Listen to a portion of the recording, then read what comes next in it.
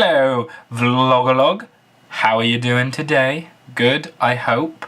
If not, I'm sorry that I brought it up. Like, the one thing that I think I've learnt from the past, because if life is anything, it's like a series of mistakes that you can see in slow motion as you look back and remind yourself about who you are and how you got where you are, is to just sometimes just leave people to their ignorant, hateful, stupid bullshit.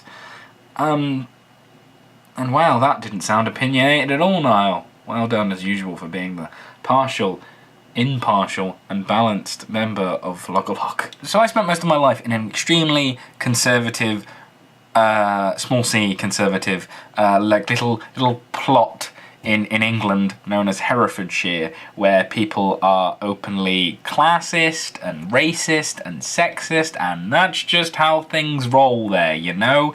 It's a backwater shithole. I highly recommend going there if you want to see what England was like in, like, the late 70s. I am not classist or racist or the other one that are sexist. I forgot what I was talking about. And especially when I moved to university, there are some insulated, stupid, nasty people. And it's just not worth it, okay?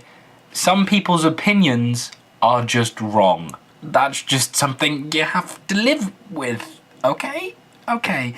It hurts me saying this even now, but it's just not worth it, okay? There are a certain type of people, I don't know how to put it politely, so I'll just explain. Well, you know, they kind of upper middle class, very insulated from the world. They don't really understand what's going on, but they have opinions about fucking everything. So, like, the main problem with society to them tends to be poor people and immigrants. They're the root of all of the world's evil, right? And not in like a hateful, let's ban immigration and ooh, let's massacre the poor, just in a very roundabout, manipulative, behind your back, middle class kind of way. You know what I'm talking about? No, you have no idea what the fuck I'm talking about.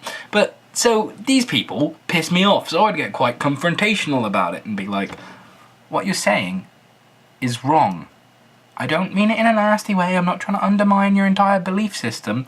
By the way, when I say I'm not trying to undermine the belief system, I'm trying to undermine their belief system. I don't know why I would tell them that. But what you're saying is just wrong. You know, and then I would just wait for them to say something else. And I was convinced that if I just spoke to them in a calm tone and went, what you're saying is wrong. Your entire worldview is based in lies and stupidity. I'm sorry to be the one to tell you this, but you're wrong. And can you imagine trying to have this conversation with somebody? It's just not worth it. But I can recall off the top of my head like 20 different people that I've had this conversation with, and it just hurts my soul, okay? It's not good for your relationship, especially if they're like a friend of a friend. If they're your friend, that's even worse. And what it just makes me look like a complete dick, which I'm usually fine with, but it just looks like I'm picking on this person, which I don't mean to be. They're just shit and stupid. But sometimes you have to deal with shit and stupid people who think, I don't know, like, secretly poor people planned the financial crisis to increase their benefit input, or whatever the fuck the middle classes are talking about these days. The one thing that I've learnt in the past couple of years is just don't pick fights with people over conversations that you're not gonna win. You think you're being valiant and clever, but you're just being a dick to dickheads, making you know better than the dickheads that you're trying to argue with in the first place. So, have fun with that past me. And I will see you soon, Vlogalogue.